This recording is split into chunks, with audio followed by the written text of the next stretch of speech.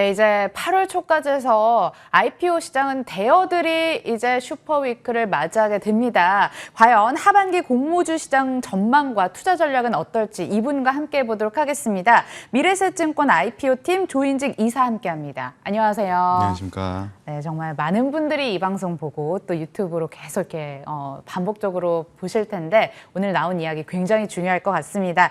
자, 먼저 IPO 시장 열기가 이렇게까지 뜨거운 이유에 대해서 한번 여쭤보고 싶은데 한 3년, 4년 전만 하더라도 이런 분위기는 아니었는데 굳이 시점을 따지자면 코로나 시점 이후로 이렇게 열기를 띄웠던 것 같아요. 그렇죠? 네, 맞습니다.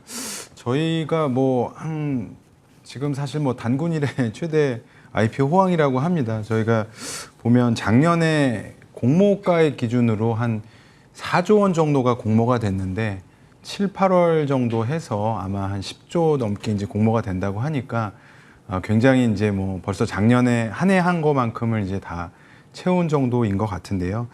보면 이제 고객 예탁금이 아무래도 이제 일종의 가늠할 수 있는 증시 대기 자금으로 이제 생각이 되는데 작년 1월에만 해도 한 27조 원 정도 저희가 이제 보고 있었고, 근데 작년 연말 되면서 한 60조, 65조가 넘었고 올해 초가 되면서 70조, 한때 제일 최고로 아마 77조까지 제가 찍은 걸로 알고 있는데 지금도 안정적으로 65에서 한 70조 정도 유지가 되는 게, 그러니까 언제든지 좀 빠지면 들어오려고 하는 대기 자금이 그만큼 이제 많이 영향을 미친다고 좀 할 수 있을 것 같고요.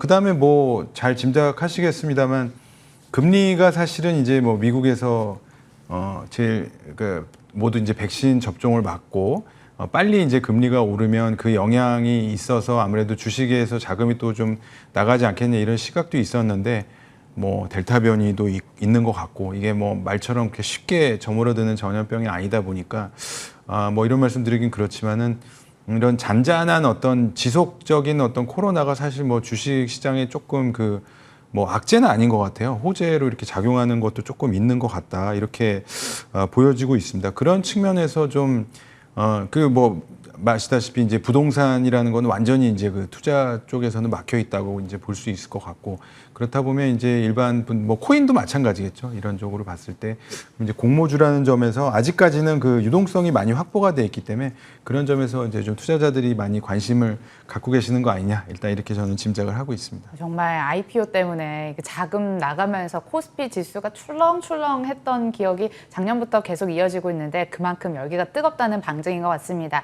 자, 이제부터는 대여 하나하나 따져보면서 전략 그리고 전망 세워보도록 할게요. 일단 다음 주 8월 6일에 상장을 앞두고 있는 카카오뱅크부터 여쭤보도록 할게요. 청약 증거금이 58조 원 가까이 모였는데 따상 가능할까요? 예, 그래서 이제 참고로 방송 보시는 분들이 이제 전문가분들도 워낙 많으셔서 아시는데 저도 이제 어떻게 보면 발행 시장에 있습니다. 그러니까 제가 시장을 보는 애널리스트라고 할 수는 없지만 IB 뱅커로서 이제 저도 이제 일종의 시장의 하나의 그냥 관찰자 입장에서 본다고 말씀을 드려야 될 것 같고요. 그래서 어떤 방향으로 갈지 가늠하기가 쉽지는 않지만 저도 그냥 개인적인 의견을 한번 좀 들어본다고 하면은 글쎄요, 이제 따상이라고 하는 것이 이제 쉽게 말씀드려서 원래 공모가가 10,000원이었는데 10,000원짜리가 이제 시초가가 20,000원까지 갈 수가 있는 거고, 그 20,000원이 그날 장이 끝나면 26,000원까지 간다 이렇게 해서 이제 굉장히 엄청난 160%라 그러면은 하루 수익률로는 진짜 엄청난 거지 않습니까? 그래서 그런 게 사실은 저희 이제 발행시장 뱅커 입장에서 보면 그렇게 사실 아주 바람직한 것 같지는 않아요. 왜냐하면 그만큼 저희가 수요 예측에 낼 때 가격을 예측을 잘 못한 거라고 반대로 이제 볼 수도 있는 거고, 그거와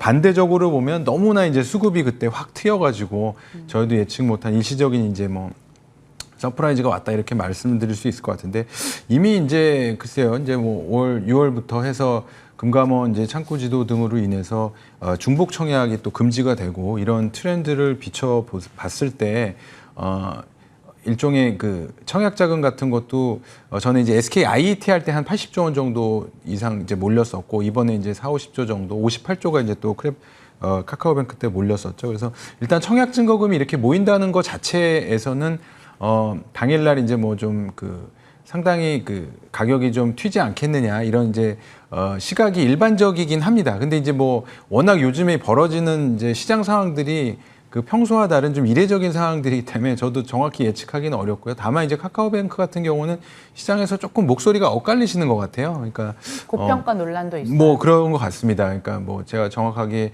증권을 뭐 분석한 사람은 아니지만 뭐 어떤 그 금융투자 회사에서는 굉장히 이제 좀 매도 리포트가 나오기도 했었고 공모가 대비해서 뭐 한 38% 40% 정도 이제 좀 과잉 평가돼 있다 이런 뭐 얘기도 있었던 것 같고 반면에 그렇게 이제 보면은 제가 이제 시장 참여자 입장에서 보면 또 이제 은행 애널리스트라는 분들이 이제 굉장히 좀 보수적이시잖아요. 그래서 그분들 입장에서 펀더멘탈적으로 이제 분석을 하면 그 가격이 좀 정당화되기 어렵다고 보신 것 같고, 근데 이제 저희 같은 경우는 일시적인 어떤 수급을 또 굉장히 무시 못하는 상황이기 때문에 일시적으로 이제 청약증거금이 모이고, 그러면 그 수요가 과연 공급을 창출하고, 수요가 이제 공급을 창출한다는 얘기는 수요가 많이 몰리면 가격이 이제 오를 수밖에 없는 또 이제 이런 게 IPO 시장에 특히 첫날 둘째 날 뭐 이럴 때는 굉장히 거래량이 많이 터지지 않습니까? 그래서 그런 측면에서 본다 그러면 뭐 가능성이 전혀 없지는 않냐 이렇게는 보고는 있는데, 어쨌거나 이제 따상이라는 거에 대한 일종의 그 학습 효과랄지 이런 것 때문에 일반 투자자들도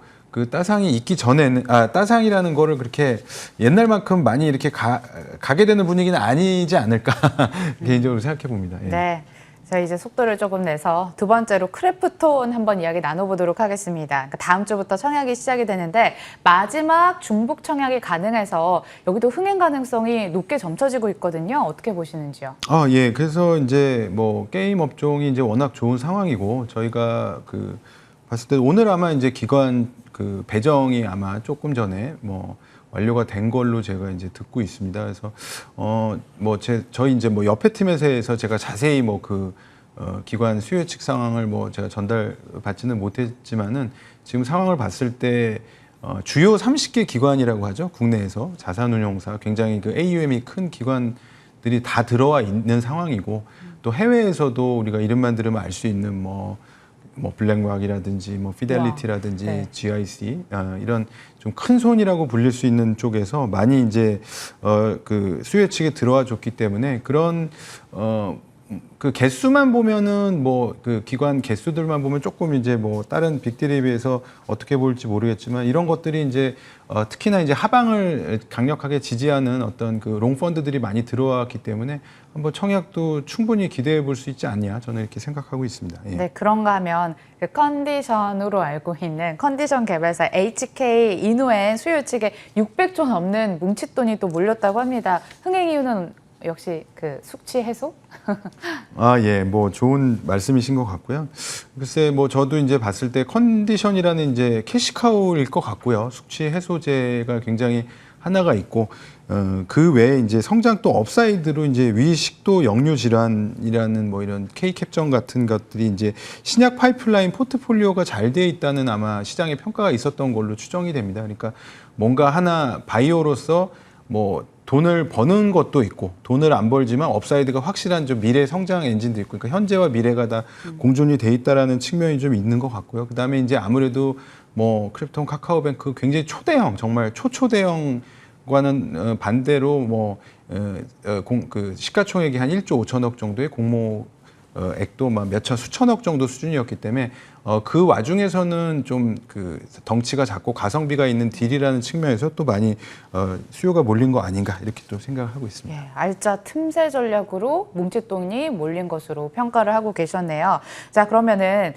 이런 여러 가지 IPO 대어들 면면이 따져봤는데 고평가 논란은 정말 해소를 할 수 없나요? 글쎄요, 그게 뭐 고평 어떻게 보면 상대적인 시각에서 이제 나오신 것 같은데요. 지금 여태까지 나온 주식도 그때요. 글쎄요, 뭐 SK IT도 그렇고 공모가 대비해서는 그때 아마 공모가 10만 5천원 대인데요. 지금 글쎄요, 좀 오르락 내리락 했겠지만 한 20만 원 넘어 있을 겁니다, 아마. 그러니까 공모가 대비해서는 다 뭐 2배 가까이 오른 것 같은데, 그 고평가라는 게 정확히 어떤 건지 좀 가늠하기는 쉽지 않을 것 같고요. 물론 이제 뭐 이러다가 시장이 한 번에 식을 수도 있는 거기 때문에 이게 잘 보셔야 될 것 같고요. 어쨌거나 저 개인적으로 봤을 때는 그 돈을 벌고 있냐, 혹은 확실하게 벌 것이냐. 그러니까 결국 시장에 식을 때 믿을 건지 실적이자일 거잖아요. 그래서 뭐 크래프톤 같은 경우 어쨌거나 단기에 영업이익이 한 8천억 가까이 나고 있다라는 그런 측면은 좀 한번 그래도 만약에 장기 투자를 갖고 가시는 분이라면 안전하게 이제 지켜볼 수 있는 포인트가 아닐까 일단 짐작은 하고 있습니다. 네, 예. 밸류에이션 굉장히 중요할 것 같다라고 얘기를 해주셨고 아까 수요의 힘도 우리가 이제 무시를 해서는 안 된다라고 얘기를 해주셨던 게 다시 한번 기억이 나는 것 같습니다. 마지막 질문으로 가겠습니다. 아마 많은 분들이 이 질문 제일 궁금하시겠죠. 그러니까 미래세 증권에서 이사님이 보시는 과연 IPO 기업 어떤 종목을 제일 관심을 갖고 계시나요? 네, 뭐 제가 이제 직접 또 발행 시장에 있다 보니까 뭐 제가 이제 취급하는 업종도 있고 그렇긴 한데요. 좀 너무 많은 초대형 딜들이 좀 있었던 것 같아요. 그래서 4차 산업도 굉장히 많았었고, 그래서 당장 이렇게 보면 하반기에 나오는 딜 중에는 좀 쫀쫀한 2차 산업이지만 좀 이렇게 시장을 잘 만난 시장 그 대세 상승기라든지 어떤 뭐 산업 자체 사이클이 바뀌면서 좀 이렇게 성장 업사이드가 생긴 이런 업종들이 많은 것 같아요. 뭐 예를 들면 이제 현대중공업 같이 조선업종도 이제 최근에 수주가 많아지면서 뭐 슈퍼사이클이냐 업사이클이냐 이런 얘기 좀 나오는 것 같고요. 그런 것도 뭐 8월 말 9월 초 이런 때는 좀 나오지 않을까 이제 생각하고 있고요.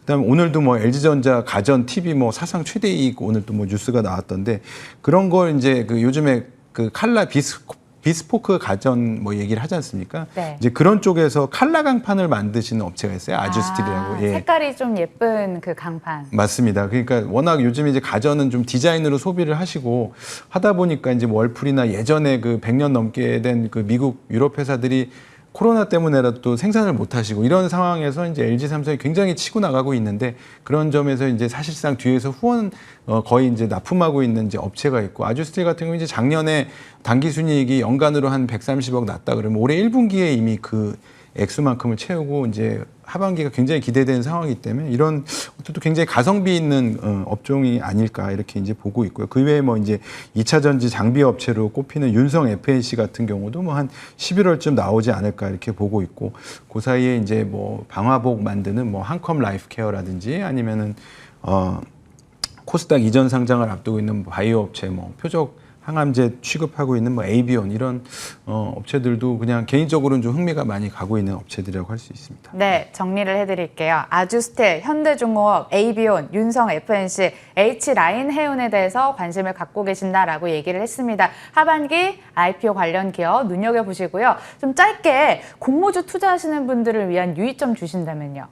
네, 그래서 잘 다 아시겠지만 저희가 봤을 때는 이제 제가 아까 말씀드린 종목도 사실은 이제 증권 신고서가 아직 안 나왔어요. 그래서 제가 구체적으로 아직은 말씀드릴 단계는 전혀 아니고 다만 이제 증권 신고서가 이제 금융감독원 전자공시 사이트 다트라고 하는데 다 이제 공시가 되게 돼 있습니다. 이제 그거를 저희는 굉장히 한 수백 페이지 힘들어서 굉장히 발행할 때 많이 써요. 그러니까 그 일종의 이제 교과서 같은 거예요. 처음에 보면 투자 위험이 있고 사업 위험이 있고 이런 위험이 있으니까 이런 위험에 노출되기 싫으신 분들은 투자를 안 하시는 것도 방법입니다. 이런 부분은 자세히 저희가 써놓거든요. 그래서 그런 거를 좀 충분히 보시고 숙지하셨으면 하는 게 저희 바람이고요.